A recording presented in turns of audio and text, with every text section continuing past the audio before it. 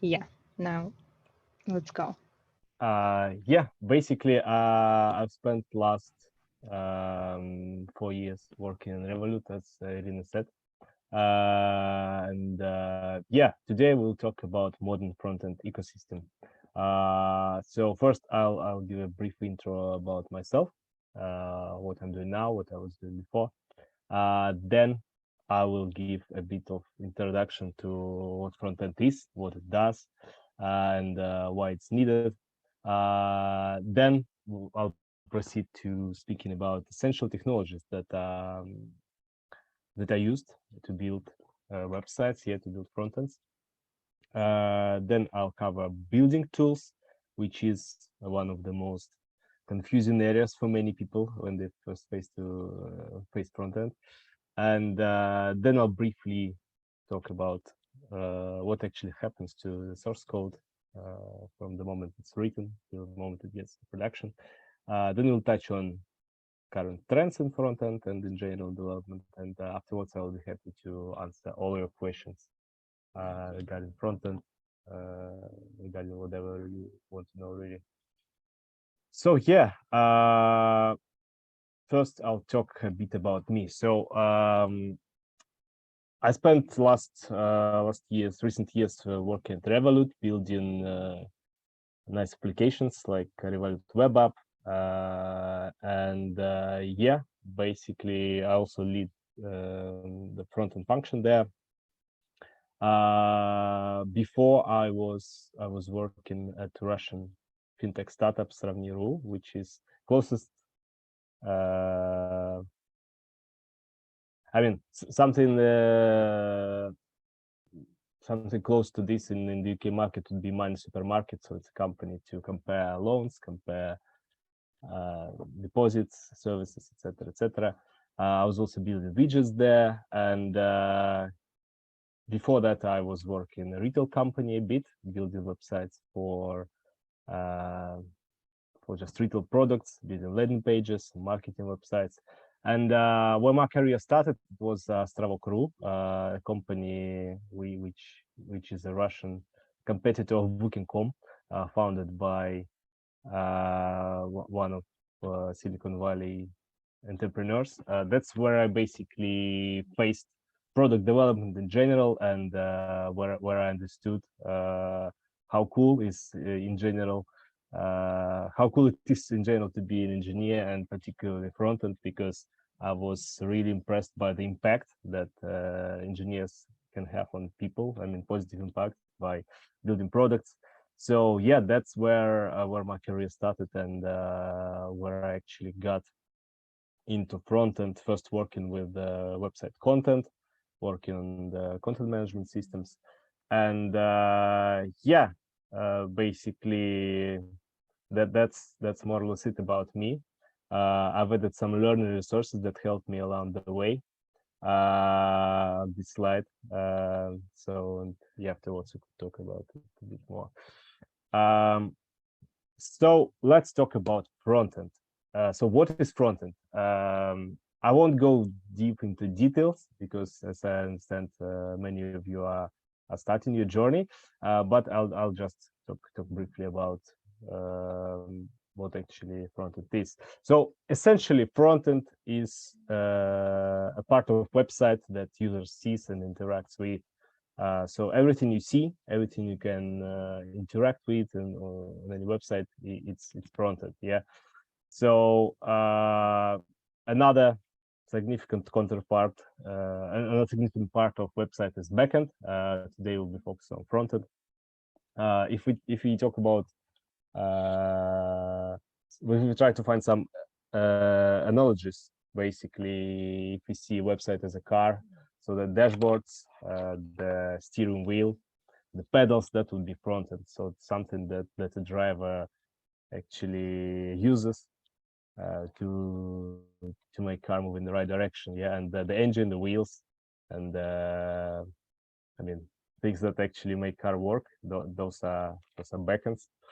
If you want this analogy. So what front end would look like? Yeah, what front end engineers are building? So this is an example of the UI for credit card details. Yeah, it's built by another Revolut ex-employee, Regina. So yeah, basically, frontend is a way to provide users ability to basically get information and submit the details, so that the details could be processed and the users could get what they actually want to get, right? So, for example, this is also something front-end engineers building. So the complex widgets of, for example, picking the spot on the plane, probably all used similar things. So yeah, front-ends could be quite diverse in a way, and the work of front-end engineers, it's quite diverse as well and quite fun.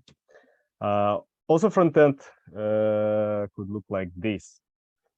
So yeah, I mean, for now, basically, more or less any software can be built to work in browser, and due to good accessibility of browser apps, they are a lot of companies are betting on browser apps as the main source of the main platform. Yeah, and so yeah, basically it's quite different. Frontend could look quite different, and it's a lot of fun to build things like that. So let's proceed on talking about technologies behind the front end. Yeah. So as I said, essentially front end is everything that happens in browser, right? So three key technologies for frontend are HTML, CSS, and JavaScript. So those are the technologies that actually browser deals with. And HTML is basically responsible for structuring content of the website. CSS is responsible for the way the website looks and the way it feels. Yeah, providing all the styling, all the layouts, and the JavaScript is responsible for all the interactivity and business logic. Yeah, basically these are the examples of how it all could how it all looks. Yeah. As I said, HTML is responsible for structuring content. So here you can see the tags, which are adding some additional information, basically marking up lists, headings, and links and other things. Yeah, in the middle there is a piece of CSS code, which is styling, which is used for styling. It's a rules-based language, so not a programming language, but just a way to describe how a website should be styled. And yeah, on the right there is a little gibberish example of JavaScript. So yeah, and over time, basically front-end gets more and more and more complex, because like the progress happens, humanity evolves, people always want more and more, and what we want is to make people happy and build things. We as front-end engineers want to make people happy and build things they want, making their life easier. Yeah, and that's actually what economy wants too. Wants us to do as well. And yeah, we actually want to build websites that that people want, and build frontends that does not annoy people. Like the best frontend is the one that users do not notice, actually. I would say. So it should just work and should not be causing annoyance. Because sometimes it's hard to get impressed with frontend, and if you don't notice, it's actually a good thing. Yeah, so as as economy evolved and as websites got more and more complex. So, for example, here is the YouTube page from 2005. Here's how it looks now. And yeah, as all the websites are getting more and more complex, also the front end technologies evolved. So yeah, there is this kind of explanatory concept of Web 1.0, Web 2.0, and Web 3.0, which is currently quite a hype word. So yeah, Web 1.0, which is from really old days. It was read-only and static. Web 2.0 is something focused on user-generated content, interactivity, like smart algorithms suggesting the content you would like, and yeah, it's all about interactions. And yeah, that's what gave rise to popularity of single-page applications, where basically AJAX requests are used to update pages on the fly, which gave rise to the professional front-end engineers itself, because at this point front-end became complex enough to basically treat it as a specialization. Yeah. So yeah, and like what's labeled as Web 3.0 is like something like a new era in web development. No one actually knows exactly what it means. It's more like a buzzword encompassing, or an umbrella term encompassing ideas of how web would look like, involving concepts of leveraging blockchain for providing, let's say, individualistic approach to content creation, as opposed to sociable approach, and yeah, basically finding ways to use blockchain technologies, and yeah, build new amazing web with it. I think we'll see what it will lead to in some foreseeable future. So yeah, and in general, ideal front end, it could look something like this. So if it were possible to build a button that just magically solves users' problems, that would be the best front end ever. Unfortunately, for now, we need this kind of intermediary medium between servers and people minds. So maybe once the Neuralink technology will get good enough, then probably we will forget front end for good, because then you'll be able just to have a thought and get your Amazon goods delivered. But yeah, we're not there yet, so we need to build this intermediary intermediary interface, right? So yeah, as web evolves, basically front-end engineers, they were facing challenges of the need to find a way to build front-end efficiently, fast, and yeah, make it in a way that does not annoy people, because that's the main goal, remember. So what front-end engineers community try to achieve is to enhance HTML, CSS, and JavaScript languages. So the basic front-end technologies, they have certain limitations. So for example, until recently, ability to split the code into modules, it was just there was no such possibility, right? So, and for this, some additional specifications were designed to provide this ability to structure the code, because as websites were getting more complex,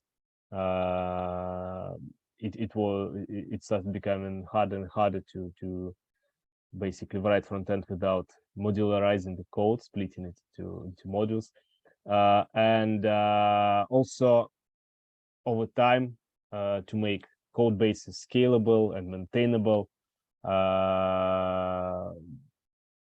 such technologies as TypeScript emerged, and Also such technologies as CSS preprocessor, HTML template engine started emerging. And basically, it made life of front-end engineers easier in a way because tools became better. But we still facing the problem that browsers, they can only understand three basic languages: HTML, CSS, and JavaScript. So that's where basically the front-end tooling started to become more and more complex. We'll talk about it slightly later. So yeah, those are the examples of these additions to basic technologies. So for example, HTML templating things, it's based on the idea that it would have been very nice if in HTML we could use variables. Yeah, we could use loops, variables, and make it easier to build front ends. Yeah, so that's why things like handlebars and later JSX started to emerge. So these are like little tiny examples of how code looks. So you see there are variables, there are special syntax, and also CSS having a lot of limitations. Front-end engineers started bringing up tools to make it more powerful, and for example introducing things like variables, because CSS is not a programming language, as I said. It doesn't have basic things like variables or functions, nothing like that. But yeah, bringing those concepts from a proper programming languages into CSS, it was a huge step towards improving the productivity and making it actually easier to build front ends. So things like SAS and LESS, so preprocessors, started to emerge. And yeah, as I mentioned, TypeScript, which can be treated as like just better version of JavaScript that supports types. Yeah, it also came to being. Yeah, enabling front-end engineers to build front-ends more efficiently. And also, apart from tooling itself, what front-end engineers wanted is to avoid repetition. So avoid writing things again, building things again and again and again, really basic things. So that's what gave rise to front-end frameworks. And basically it was a push of the community to make sure what was built once could be leveraged again and again. And each framework basically it gives you an idea and methodology and tools to build front-end in more scalable and reliable way way faster. So you can think about front-end framework as a product when you get recipes, ingredients, and also even the kitchenware delivered to your home, instead of going to a supermarket, deciding what you want to build, like and things like that. So let's briefly talk about most popular frameworks, like just as an overview. So yeah, React, which emerged in 2013, it's backed by Meta, formerly Facebook. It's a framework that has a declarative approach to building UI as a key feature, as a key approach. So what it means is that instead of actually telling the browser what exact parts of document object model it needs to change, you basically describe how your UI should look like and how it should work in which circumstances. And those circumstances are represented as a set of parameters that are passed into those functions. And basically, React sorts out the updates for you. So React favors component-based approach. You basically split your UI into reusable tiny components, and then you compose them to build the whole thing, the whole UI. So each React component is just a JavaScript function which accepts some parameters, and yeah, it returns some JS6, which is a way to describe HTML essentially. So some parameters could come from another components, and some parameters are representing internal state. Yeah, another prominent feature of React is that it does not actually tell you exactly how to build things like state management, routing, how to handle forms, how to handle other things. And yeah, it suggests you to rely on open source ecosystem, which is very, very rich for now. And you're basically, when you're using React, you're free to choose your own solutions, to choose what solutions to use or to build your own. Yeah, for this reason, it's kind of, it's more like a library than a framework. And yeah, next thing to talk about is Angular. Yeah, Angular is a framework introduced and backed by Google in 2016. It's also a component-based framework. It directs you how exactly things should be done, and it has solutions for most of the problems, such as routing, such as integrating with the backend, and yeah, it has more, let's say, pre-made functionality, and it's more. I mean, it dictates what to do, basically, the main things. And the good part of it is that it limits what's called decision fatigue, when you basically need to need to make decisions about what package to use and what approach to take. But it comes obviously at a cost. It comes at the cost of some flexibility. What I want to say that all these frameworks, all the most popular frameworks out of four, they are perfectly valid choice for most of the cases. And in generally, the choice of framework, it depends on experience of engineer, and I mean, in general, the kind of front that you want to build. But for new joiners, I would suggest to just choose one and stick with it. My personal choice is React, and yeah, throughout my career I was using React mostly. But yeah, others like Angular and Vue.js, they are also perfectly established frameworks. Yeah, by the way, Vue.js, it was introduced in 2015 by even you. So compared to React and Angular, it's a framework backed by a single person and community. And yeah, it's also very nice established framework. So yeah, it makes sense to maybe check it out if you're interested. And yeah, so frameworks are another pillar of frontend.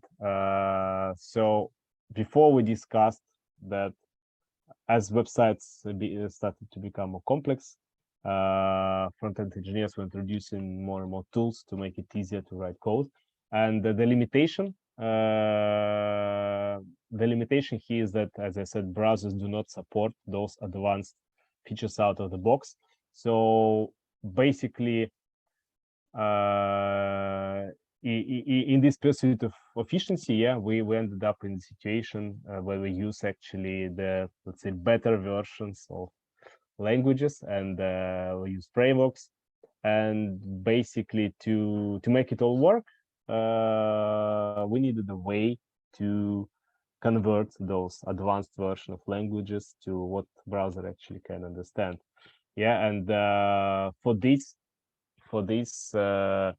tools called module bundlers are used. And what they do is basically, first they bundle the JavaScript modules, because, as I said, until recent module system where you can split JavaScript code into multiple files, it just wasn't supported. So what they do is they bundle those pieces of code together, and now module bundlers, they are kind of one-stop shop solution. They try to be one-stop shop solution in a way that you just for other things that you need to do to process your code, you just add modules, and depending on what you want to do, basically you get the functionality, extending it beyond bundling. Yeah. So what are the key tasks or like things that we ended up needing to face when we're building modern frontend? So yeah, as I said, first it's bundling. So actually gluing all those pieces of JavaScript together. Yeah. Also, it's transpiling or source to source conversion, which means that we take one source code written, for example, TypeScript, and convert it to another source code written in JavaScript. Yeah. Basically, yeah, popular bundlers are Webpack, Vite.js, Rollup, for example. There are many of those, but Webpack is I believe still a good starting point to understand how it all works. Transpiling agents, two most popular are Bubble, which was firstly focused on enabling engineers use most advanced versions of JavaScript before those versions of JavaScript gets supported by browsers. And the most popular for now, I believe, it's TypeScript, because TypeScript has its own transpiling agent. And yeah, another thing that bundlers are doing as tools is package management. And package management solutions are npm, yarn, and for monorepo cases, for example, Rush is also a good thing to use. Yeah. So just to recap, all of this is needed to transform the code written in this using these nice tools, these amazing frameworks, to something that browser can understand, and also to minify it to make sure browser loads it faster. And yeah, what we end up having in the end is something like that. This code is even not obfuscated. When it's obfuscated, it just looks like a complete gibberish. But yeah, this is all needed for a reason, to make browser understand it, and to make it as small as possible, as light as possible, to actually make our websites less annoying by long loading times and things like that. So yeah, that's more or less it regarding the overview of tooling. If you have any kind of questions here, please send them in the chat. We'll go over those in the Q&A part. So in short, what happens with the source code? Yeah.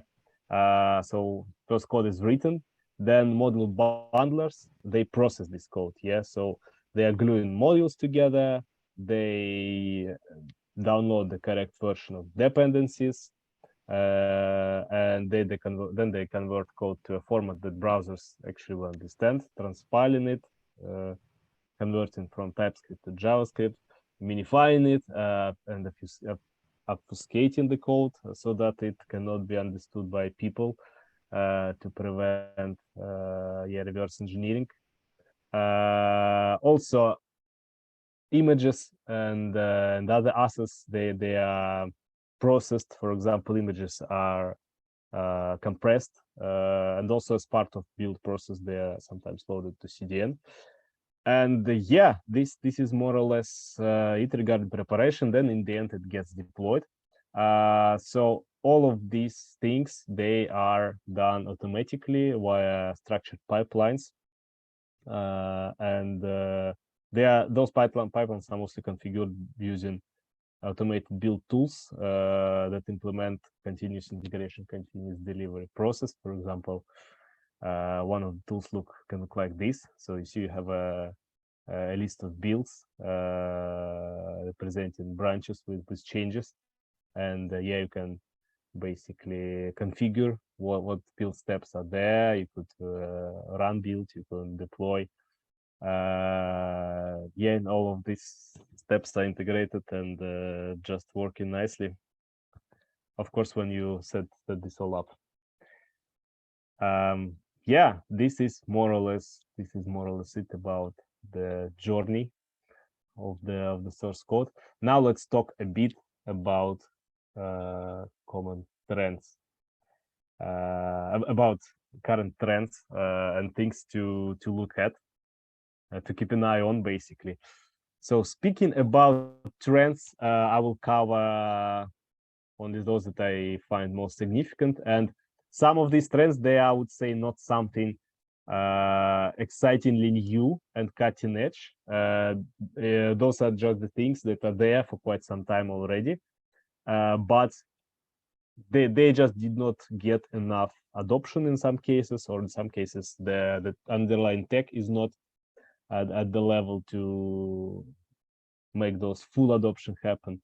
But yeah, those are definitely things to keep an eye on. So first trend is headless CMS and content management systems. So basically, these are the tools that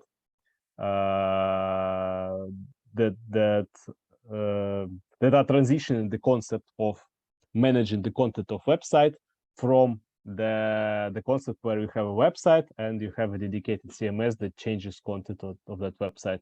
They are transitioning it from this state to the state where you have a CMS which is not related to one particular platform, to one particular medium of representation of this information.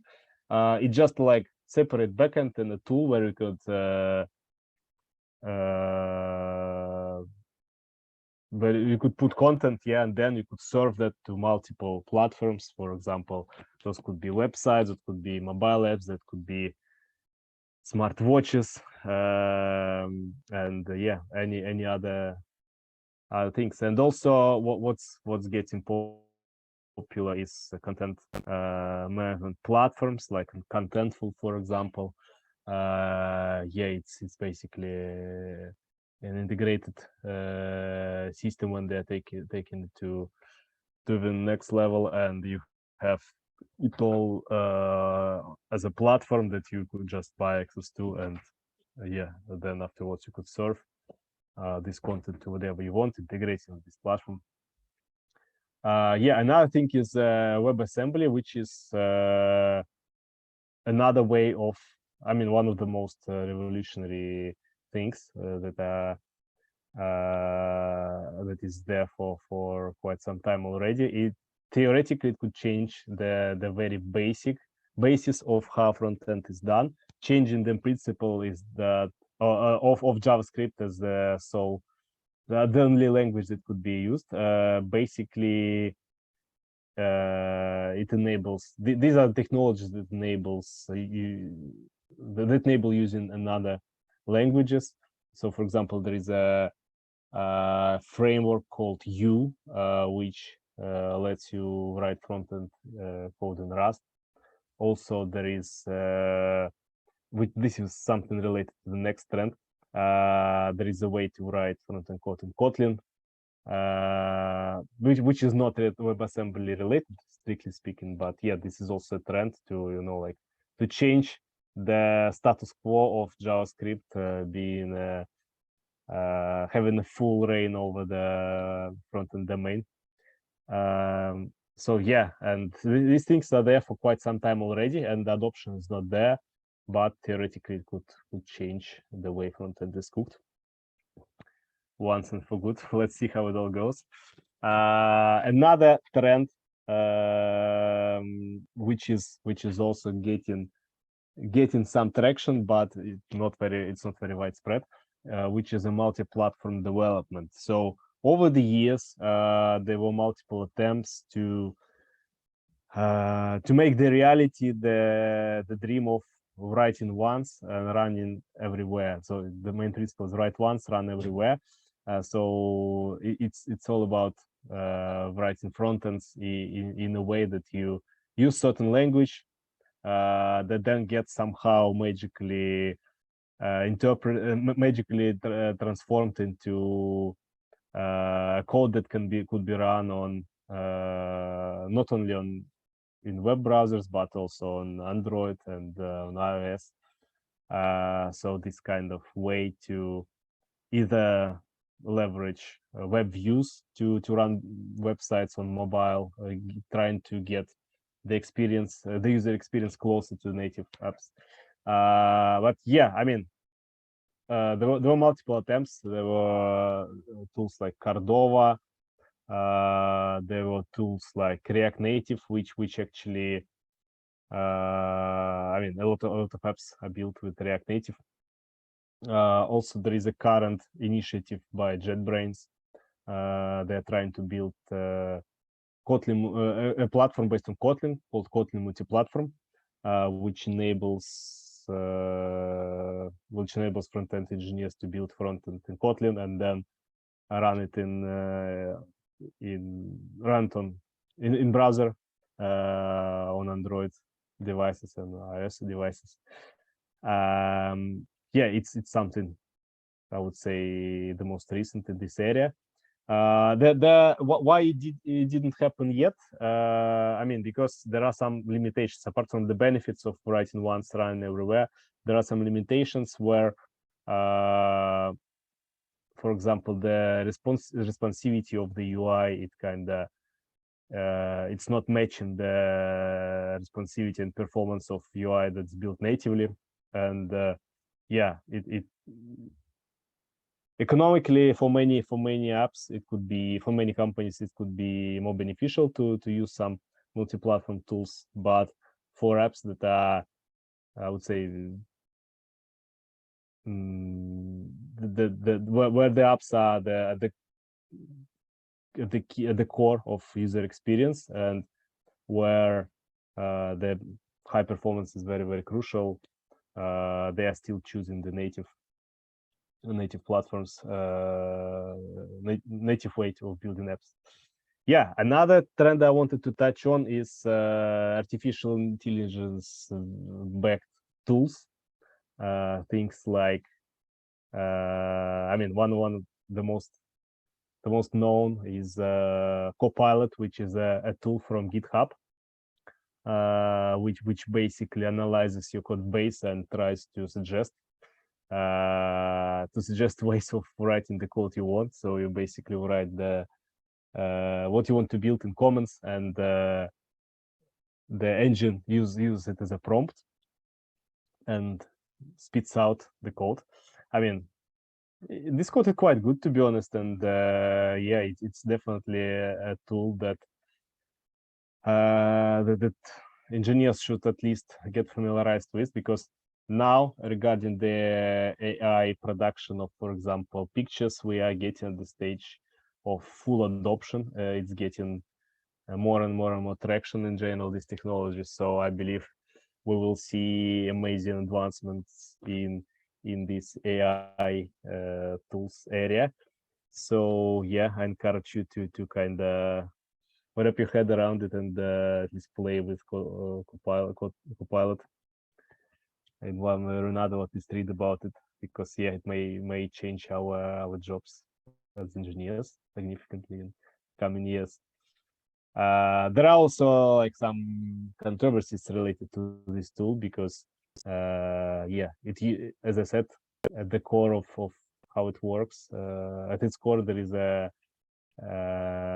logic that it looks at your code, yeah, so kind of which gives rise to some questions. For example, like, if code is hosted on GitHub, does it mean that GitHub can use it or not? Things like that. But yeah, AI development, it raises the questions in many areas, from ethics to certain ways of doing business, etc., etc. So yeah, humanity will sort it out. Yeah, another trend I wanted to briefly talk about is no code and low code platforms, which are basically the tools to achieve things that were possible to achieve only by writing code without actually writing any code. So yeah, one of the most popular tools for this is Airtable, for example. And yeah, for now, there is a full ecosystem of tools that let you build proof of concept, or in some cases, work in business, work in startup, at least at MVP stage, using those tools. And yeah, it's definitely a thing that could change the landscape of how products are built in like in some near future. For now, basically, most companies are still wary about using these kind of tools, because obvious limitation of those platforms are first, you're being stuck with the providers in some cases, and second, there is lack of flexibility in general. So, and for many companies, it is crucially important. It's crucial to be able to pivot, to change, to iterate fast, to adapt the product to user needs. And sometimes that's the weak point of those low code, no code platforms. And yeah, another platform I would mention is Webflow, which is focused on front end. And yeah, so no code, low code platforms is something definitely to keep an eye on as well. Yeah, that's basically it. So let's proceed with your questions. I guess I'll just start reading the chat. Yeah, thank you so much. We have a lot of questions. Yeah, please, I think you can stop sharing. Do you want me to read these questions? Yeah, I think we can proceed with this. So, the first question, what are the major similarities and differences between React and Angular and Vue, etc.?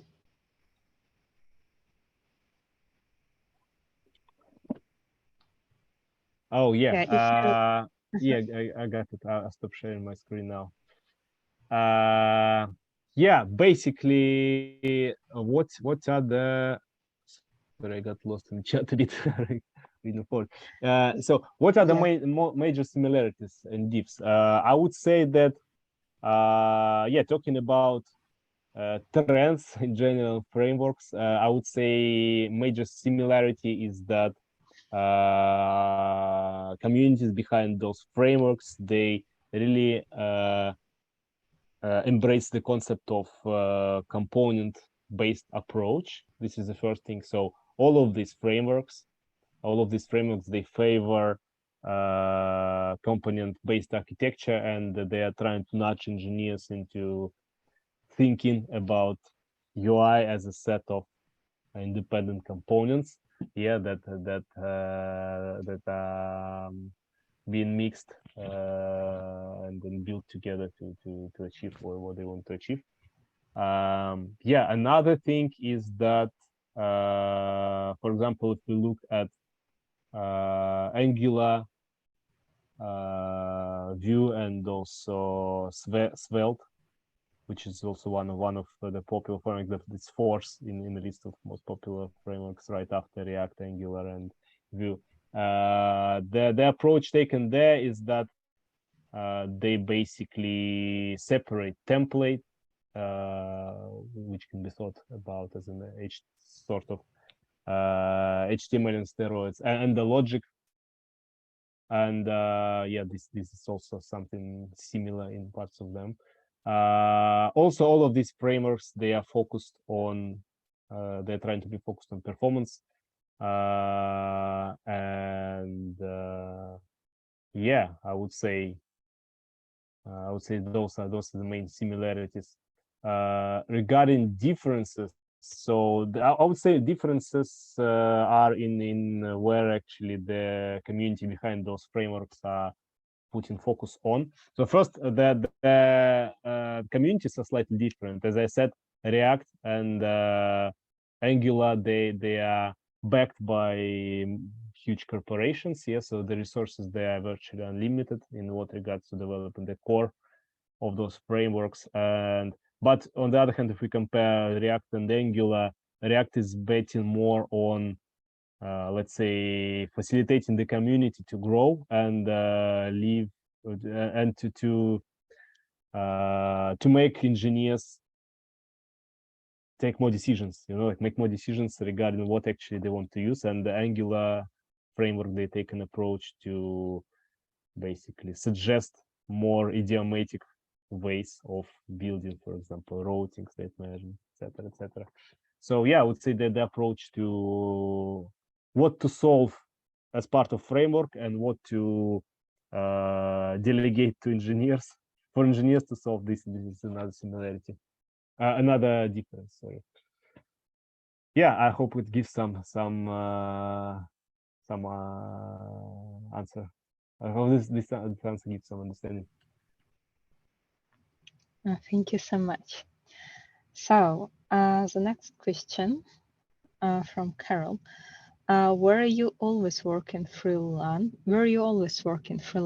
Even while holding a full-time job? Did you choose to do what so you could continue to learn on the job? References your About Me screen. Also towards the latter part of your career, you changed from lead to head of web engineering.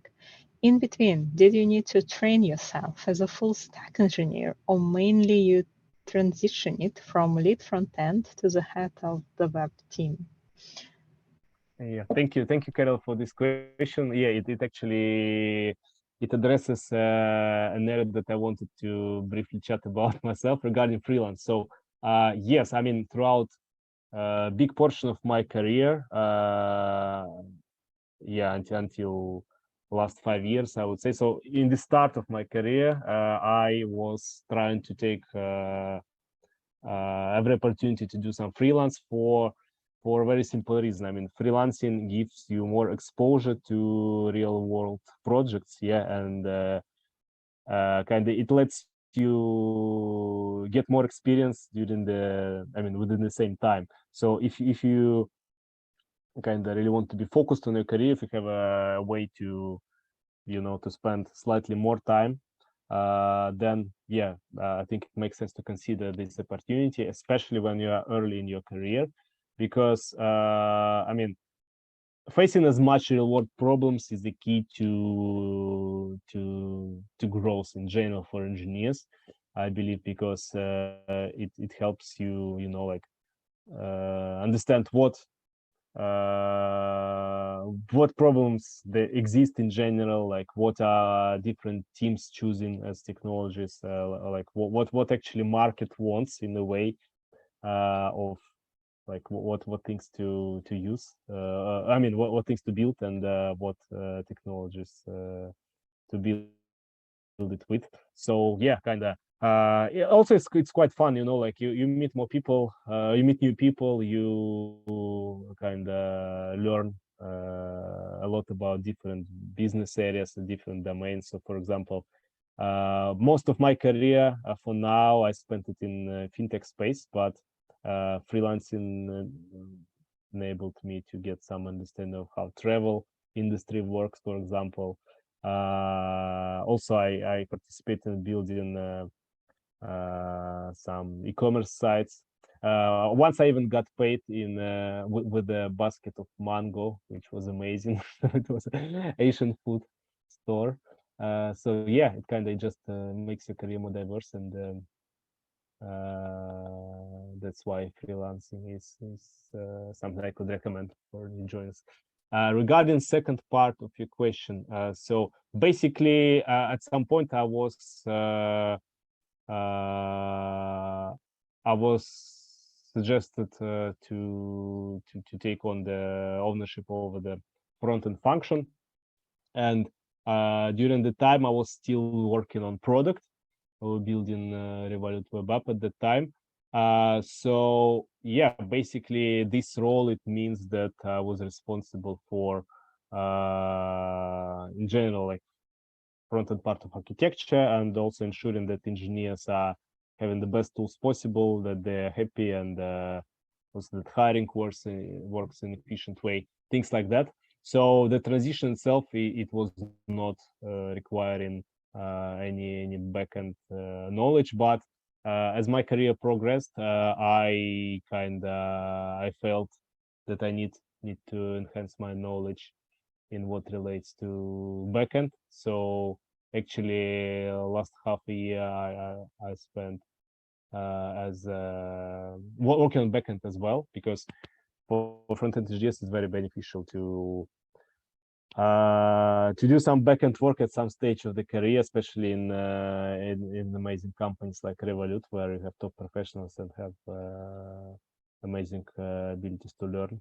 So yeah, I guess it gives a bit more, sheds small light on this aspect of my career. Thank you, Carol, for asking. Thank you so much for the answer. The next question from Sherry. What is the other binding icon in the site besides Webpack? Maybe it's related to the slide. Yeah, so basically, those are the icons of the logos of most popular bundling solutions. And what I added there is, apart from Webpack, was Vite.js. I'll type it in chat. It's one of the recent, quite recent additions to this family of bundling tools. It's developed by even you, a mega brain behind Vue.js. So yeah, definitely check it out. And third thing is Rollup, which is also a model bundler of choice. Yeah, that's it. Yeah, thank you so much. So I'm looking for the next question. Yeah, it's from Alla Konstantinova. Which front-end stack should I focus on if I'd like to work on Web3 projects? That's a good question. Basically, first, Web3 is definitely an area to keep an eye on for everyone.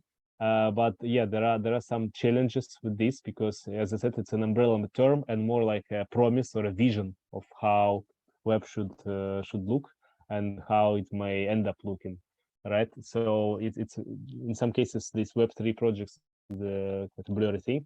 But I believe if you're talking about Web3 projects as something involving crypto and blockchain, so I believe that things to focus on is, yeah, first learning about DApps, so decentralized apps.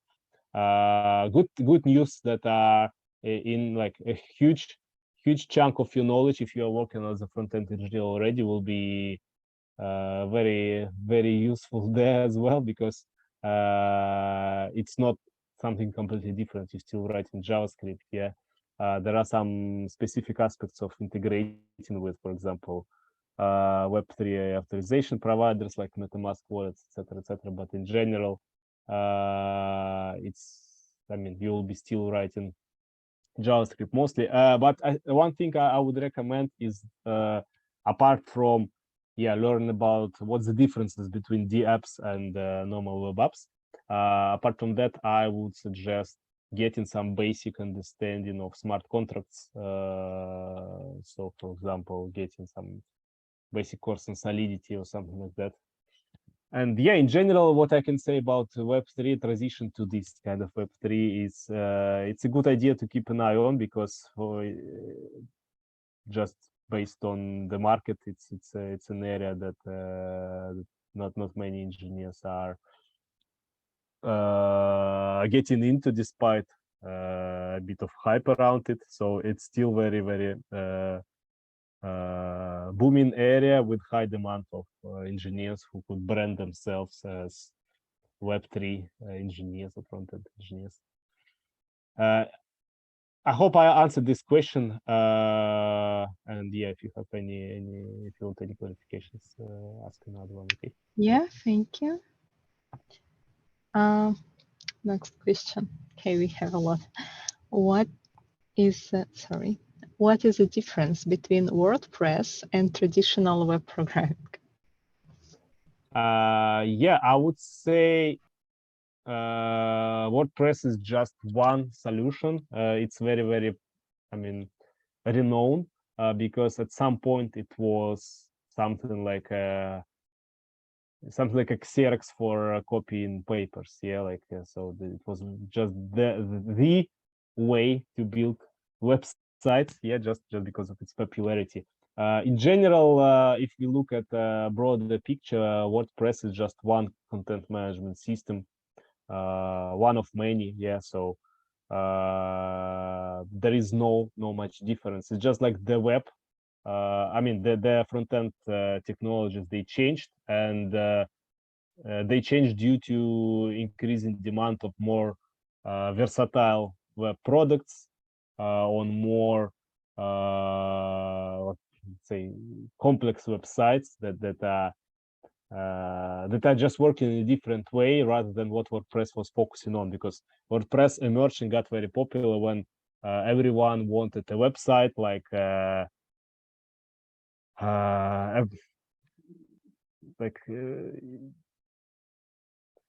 like a place where you could just post some texts, add some images, or sell some basic products. So it's not like a product oriented websites.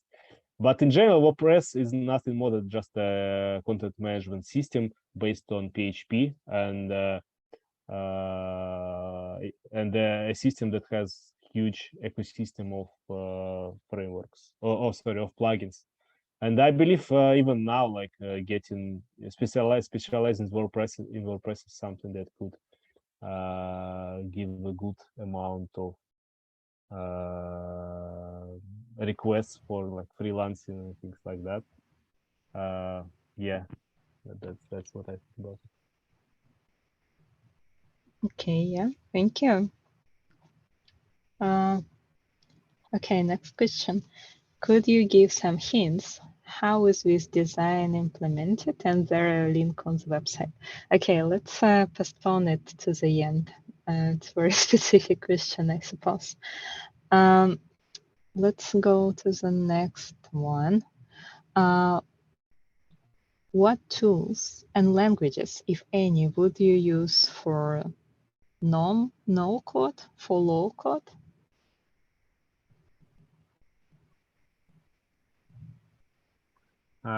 What tools and languages would you use? I believe that I mean, what I meant for no code, low code, I meant platforms that are basically offering the functionality of like integrating different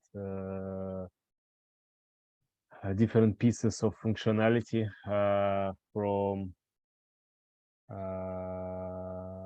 different platforms. So like Airtable, as I said, is one of those.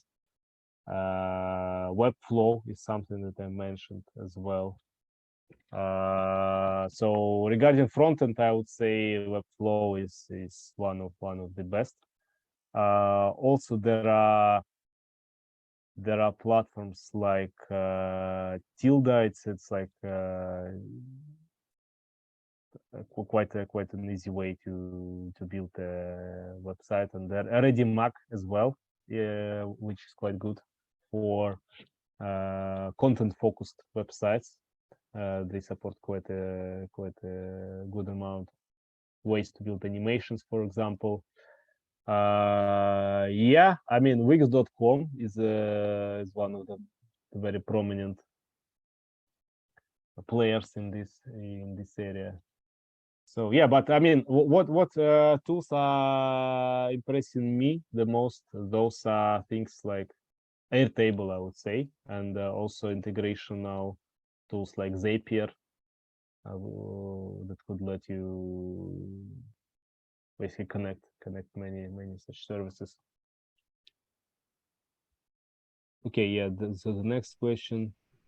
Yeah, Irina, I could read myself. Fine. Okay. Yeah, sure. Please go on. Selina asks, sorry if I missed this. What are some examples of potentially transformative AI tools for front engineers? So for front end engineers. Yeah, so I mentioned one, which is Copilot. It's a tool by GitHub, so by Microsoft now. And yeah, this is definitely a tool to check out.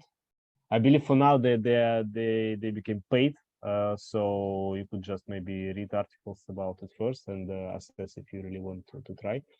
But yeah, and it's like it's not front end focused. It's about all the generic in general. So yeah, Copilot. I'll write in chat. Cool. Yeah. So next question. Will the slide deck be shared? Yeah, definitely I can share the slide deck afterwards. So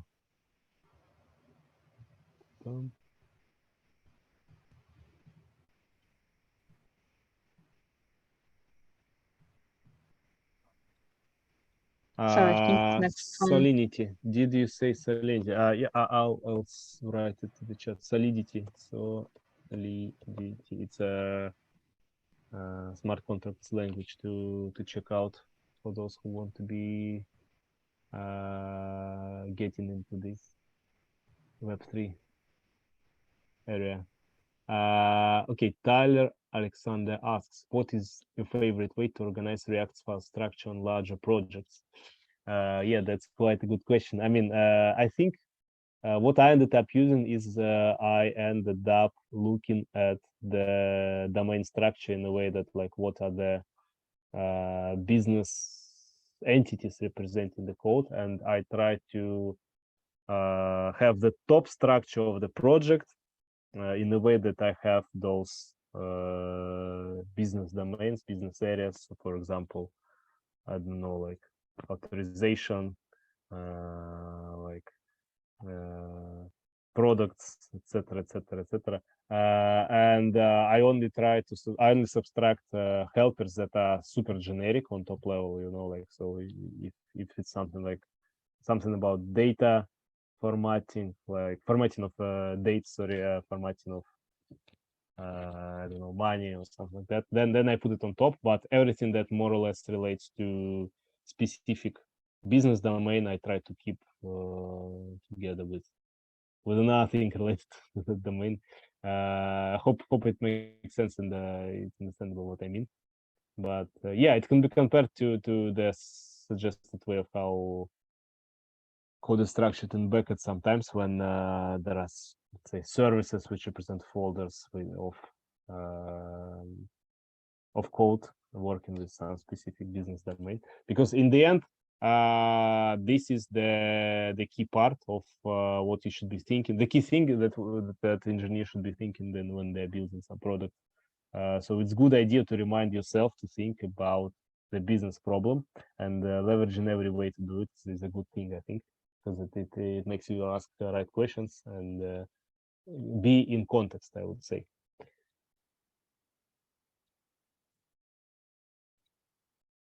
Okay, next question is, will you please spell the names in the chat box? F table, yeah, air table, yeah. Thank you, Alison Wells. Already answered this question. Thank you so much. Tools and languages, yeah, already. Yeah, I guess this is it. Yeah, I see many I see some people who are thanking me. Yeah, thank you. Actually, my pleasure to speak today. Thank you for having me. Yeah, and thank you for all the questions. Yeah, big thanks to audience. I really impressed how it's everything like popular. We had so many questions, and yeah, thank you so much for coming on our meetup. We happy to see you, and yeah, have a good evening, everyone, and thank you, everyone. Thank you. Bye. Bye. Have a good evening. Bye.